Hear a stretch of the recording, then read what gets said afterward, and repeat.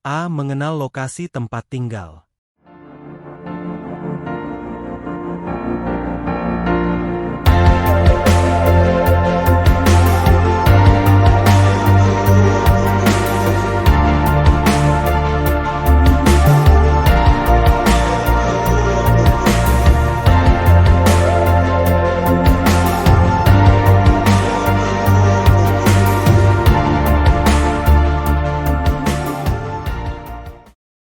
Lokasi merupakan letak suatu objek di permukaan bumi.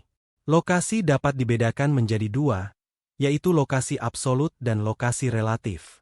Lokasi absolut merupakan letak yang tetap terhadap sistem koordinat.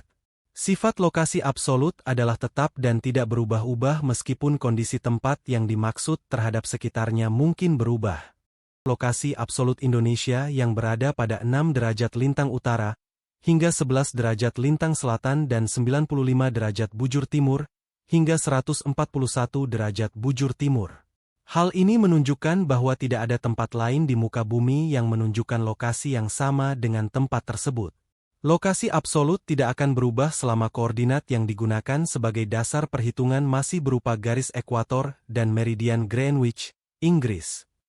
Penentuan lokasi absolut menggunakan sistem koordinat garis lintang dan garis bujur yang telah disepakati. Sistem koordinat tersebut berfungsi memberi alamat terhadap setiap lokasi di permukaan bumi. Garis lintang adalah garis horizontal yang mengukur sudut suatu titik dengan garis khatulistiwa. Adapun garis bujur merupakan garis vertikal yang mengukur suatu titik dengan titik nol di bumi yang terdapat di Greenwich dan telah disepakati secara internasional. Garis lintang dan garis bujur ini dapat menjadi penunjuk koordinat untuk kapal laut, pesawat, dan sebagainya. Seorang nahoda kapal yang berada di tengah laut dapat kebingungan jika tidak terdapat koordinat lokasi yang jelas. Seorang pilot menggunakan koordinat garis lintang dan garis bujur dalam mengemudikan pesawat terbang. Garis lintang juga digunakan dalam membagi iklim di dunia, misalnya iklim tropis, subtropis, sedang, dan dingin. Sementara itu, garis bujur juga dimanfaatkan dalam pembagian zona waktu di dunia. Tahukah kalian bahwa standar waktu yang kita gunakan sampai saat ini baru ada pada tahun 1884? Lantas, apa standar waktu yang digunakan sebelum tahun tersebut?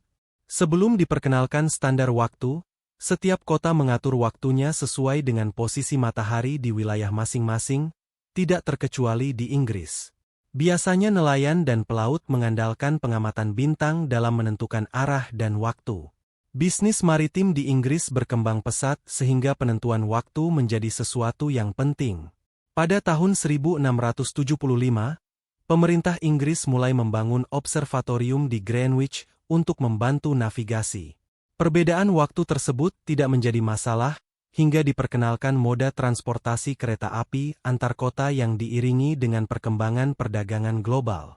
Persoalan terjadi ketika petugas kereta api antar kota harus terus-menerus mencocokkan jamnya dengan waktu lokal yang berbeda-beda. Maka dari itu, standar yang sama diperlukan dalam penentuan waktu. Konferensi Internasional Meridian, yang diselenggarakan pada tahun 1884 di Washington, D.C., memutuskan bahwa Greenwich di London menjadi standar waktu internasional dengan pembagian zona waktu berdasarkan Greenwich Mean Time, GMT. Apabila garis bujur dipindah 15 derajat ke timur, waktu akan lebih cepat 1 jam dibandingkan dengan waktu di Greenwich. Adapun jika dipindahkan 15 derajat ke barat, waktu akan lebih lambat 1 jam dibandingkan dengan waktu di Greenwich. Lokasi relatif adalah letak suatu tempat yang dapat berubah-ubah sesuai dengan keadaan sekitarnya.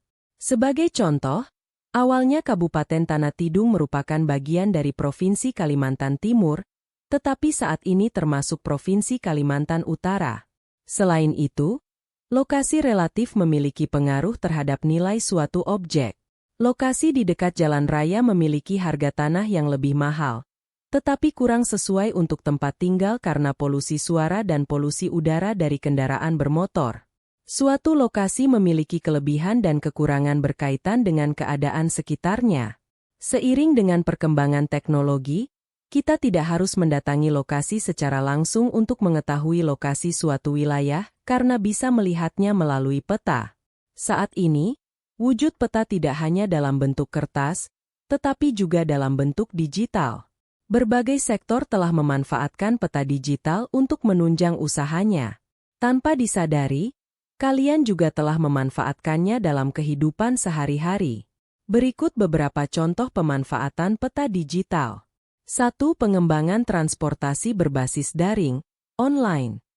Sebelum adanya jasa transportasi berbasis daring, pengguna harus mencari dan mendatangi langsung penyedia transportasi publik untuk memesannya. Selain itu, pengguna juga harus bernegosiasi untuk menyepakati harga. Kegiatan ini membutuhkan waktu lebih lama daripada memesan jasa transportasi daring. Keberadaan jasa transportasi berbasis daring memberi kemudahan kepada pengguna untuk menemukan moda transportasi di sekitarnya dengan tarif yang tertera pada aplikasi. 2. Perhitungan estimasi biaya dan waktu ekspedisi pengiriman barang. Salah satu faktor yang memengaruhi biaya pengiriman adalah jarak lokasi pengiriman dengan lokasi tujuan. Perusahaan ekspedisi pengiriman memanfaatkan data jarak untuk mengetahui estimasi biaya dan waktu pengiriman.